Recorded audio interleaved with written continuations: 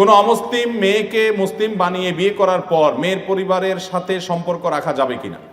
যদি কোনো অমুসলিম মেয়ে ইসলামের সৌন্দর্য দেখে তিনি ইসলামে আসেন, তাহলে সে মেয়েকে বিয়ে করার পর ওই মেয়ে তার বাবার সাথে, তার মায়ের সাথে, ভাই বোনের সাথে সম্পর্ক রাখতে পারবে।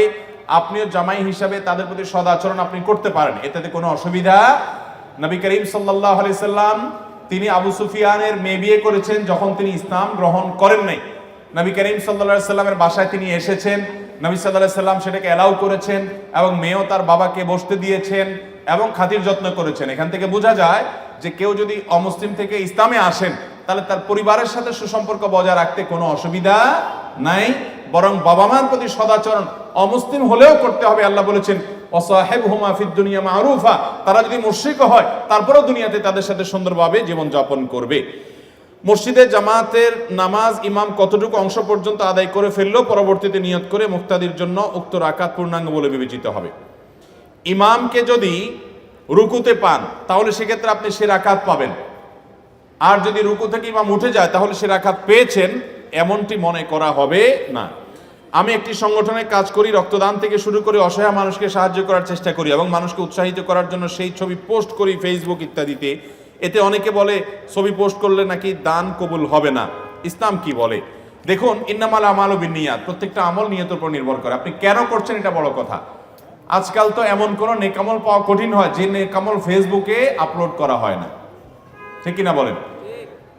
যেই কোনো ভালো কাজ করতে পারলে একটা ছবি তুলে ফেসবুকে একটা পোস্ট করে কিছু লাইক কমেন্টের ব্যবসা হয়, কিছু বাহবা পাওয়াই হয়। যদি ব্যাপারটা এমন হয় যে আপনি চ্যারিটি প্রতিষ্ঠানে মানুষের দানের টাকা এটা করেছেন, তাহলে সেক্ষেত্রে মানুষকে জব দিয়ে করার জন্য করেছেন। অথবা আপনি যদি অন্যকে উৎসাহ দেওয়ার উদ্দেশ্য, আপনার উদ্দেশ্য যে আপনার বন্ধুরা অনেকে জেনে তারা আপনার সাথে শরীক হবে, তাহলে সেক্ষেত্রে আপনি এটা করতে পারেন। কিন্তু লাইক কমেন্ট পাবেন, সবাই বলবে মাশাআল্লাহ, মাহবা দিবে, আপনার ভালো লাগবে, এরকম উদ্দেশ্যে করলে সেটা সওয়াব তো হবেই না, বরং এর কারণে শিরকে আসগরের গুনাহ হবে। বৃদ্ধাশ্রম করা কি জায়েজ? বৃদ্ধাশ্রম ও এতিমখানার জন্য একটি জমি দান করা হয়েছে, এখন স্থাপনা করার সামর্থ্য নেই, জমিটি পড়ে আছে, জমিটিতে ফসল ফলিয়ে ভোগ করা যাবে কিনা এবং অন্য খাতে ফসলের ব্যয় করা যাবে কিনা। যদি কেউ দান করে থাকেন তাহলে সেক্ষেত্রে ওইটাতে ফসল ফলানো যাবে, ফসলের কাজ যেই খাতে দান করেছে ওই কাজে ব্যয় করবেন। আর বৃদ্ধাশ্রম করা এটা নাজায়েজ বা হারাম কাজ না, কিন্তু ইসলাম এমন সমাজ ব্যবস্থার কথা বলে যেই সমাজে কোনো বৃদ্ধাশ্রমের প্রয়োজন হবে না। কথা কি বুঝাতে পারছি? বৃদ্ধাশ্রমের প্রয়োজন হবে। বৃদ্ধাশ্রমের কেন প্রয়োজন হবে? সন্তান বাবা মাকে দেখাভাল করবে, বাবা সন্তান যদি না থাকে তাহলে অন্য কারোর উপর ইসলামের দৃষ্টিকোণ থেকে দায়িত্ব বর্তাবে, কেউ না কেউ দায়িত্ব নিতে বাধ্য। বৃদ্ধাশ্রমের প্রয়োজন নেই, আলহামদুলিল্লাহ। এর জন্য মুসলমানদের সমাজগুলোতে বৃদ্ধাশ্রমের কালচার সেভাবে নাই। আল্লাহ তাআলা আমাদের দেশে যেন বৃদ্ধাশ্রম করার জন্য প্রয়োজন না হয় সেই তৌফিক আমাদেরকে দান করুন।